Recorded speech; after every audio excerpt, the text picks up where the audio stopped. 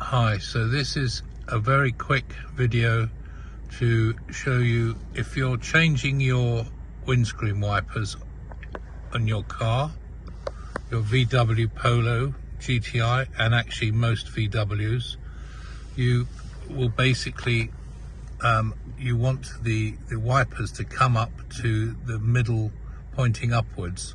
Otherwise they're very difficult to get to when they're close to the bonnet. So basically what you do is you turn off the engine, and then you go to the wiper and push it down once, and there you go. And then you can do your work on it.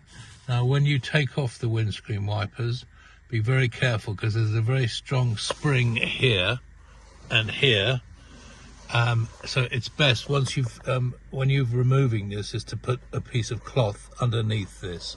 Otherwise the strength of the spring can actually break the windscreen.